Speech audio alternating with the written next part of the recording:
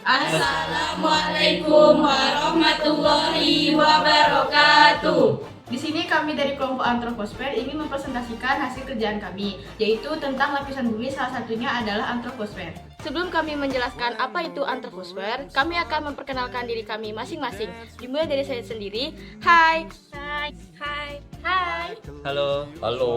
Hai, nama saya Humaira Fitri. Nama saya Nadila Larasuci. Nama saya Fadila Abdi Rahmadini. Nama saya Mela Larasati. Nama saya Aprilia Nanda Sundari. Nama saya Muhammad Abdul Ferdinand. Nama saya Wisal Jafar. Yang pertama ada pengertian antroposfer. Kira-kira apa ya arti antroposfer? Antroposfer berasal dari dua kata. Yang pertama antropos yang berarti manusia dan sphere yang artinya lapisan. Jika digabungkan dua kata ini menjadi lapisan manusia. Antroposfer dapat diartikan sebagai bagian dari bumi yang berhubungan dengan kehidupan dan dinamika manusia. Berbicara tentang antroposfer sudah pasti membahas penduduk dan aspek-aspeknya. Dalam ilmu geografi, aspek tersebut dipelajari dan diklasifikasikan lagi menjadi beberapa jenis. Kita mulai dari faktor-faktor yang memengaruhi antroposfer. Kira-kira apa ya faktor-faktor yang bakal mengaruhi antroposfer? Faktor yang memengaruhi antroposfer yang pertama, faktor alam. Kondisi alam mampu memengaruhi kehidupan manusia. Faktor alam yang memengaruhi antara lain struktur geologi, topografi, lokasi, dan iklim. Struktur geologis. Struktur geologis di permukaan bumi sangat memengaruhi geomorfologi suatu wilayah. Pola kehidupan manusia pada suatu wilayah dipengaruhi oleh geomorfologi ini, khususnya pada bidang ekonomi. Topografi atau relief. Permukaan bumi bisa menjadi pembanding dalam pengembangan kehidupan manusia. Daerah yang memiliki topografi terlalu tinggi, miring, dan bergelombang seperti pada daerah pegunungan akan sulit berkembang jika dibanding daerah dengan topografi datar. Selanjutnya adalah iklim. Iklim merupakan suatu faktor lingkungan yang penting bisa memengaruhi kegiatan manusia. Iklim ini bisa memengaruhi kekayaan budaya, seperti model pakaian, bentuk bangunan, dan lain sebagainya. Yang selanjutnya adalah lokasi geografis. Lokasi geografis sendiri terbagi menjadi dua jenis, yaitu lokasi relatif yang berkaitan dengan bentuk perairan atau daratan, di mana lokasi ini akan menyangkut pada keterjangkauan suatu daerah. Yang selanjutnya adalah lokasi absolut, merupakan sebuah lokasi yang sudah ditentukan oleh garis lintang dan juga garis bujur di permukaan bumi. Kemudian topografi.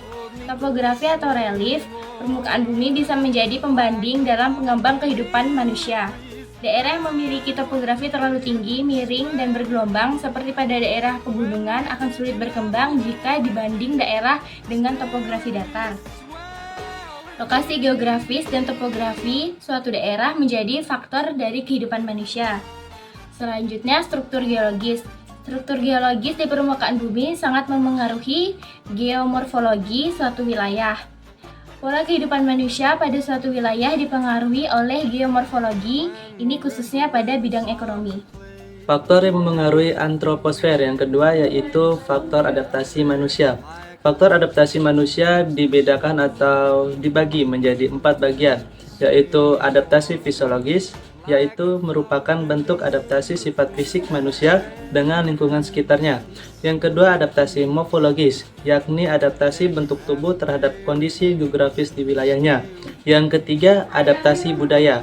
Adaptasi budaya adalah bentuk adaptasi non-biologis manusia untuk bertahan hidup. Yang keempat, adaptasi bahan makanan yang merupakan bentuk adaptasi terhadap bahan makanan sesuai dengan kondisi ekologi yang terjadi di tempat tinggalnya. Pertumbuhan penduduk. Pertumbuhan penduduk dipengaruhi oleh faktor kelahiran atau fertilitas, kematian atau mortalitas, dan migrasi atau migration. Selain faktor yang memengaruhi, pertumbuhan penduduk juga mengkaji pendataan dan jenis. Di antaranya, pendataan antara lain sensus penduduk, survei penduduk, dan registrasi penduduk. Kalau jenis, pertumbuhan penduduk meliputi pertumbuhan penduduk alami, pertumbuhan penduduk sosial, pertumbuhan penduduk geometri, dan pertumbuhan penduduk eksponensial. Komposisi penduduk. Komposisi penduduk terdiri dari komposisi geografis, komposisi biologis, dan komposisi sosial. Komposisi geografis meliputi lokasi, kepadatan penduduk, teknologi, dan mata pencarian. Komposisi biologis meliputi umur, dependensi rasio, dan jenis kelamin, seks rasio. Komposisi sosial meliputi warga negara, perkawinan, pendidikan, dan jenis pekerjaan.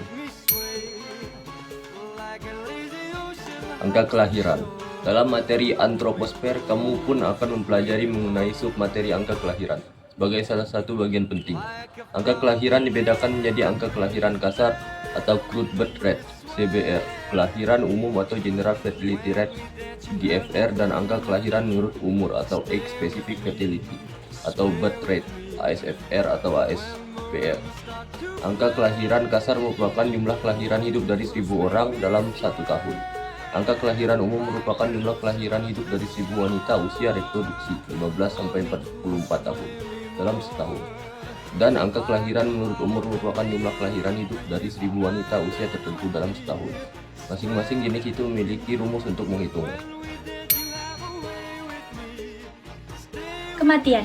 Kematian atau arti mortalitas juga termasuk fenomena antroposfer yang menunjukkan berkurangnya jumlah penduduk di suatu daerah.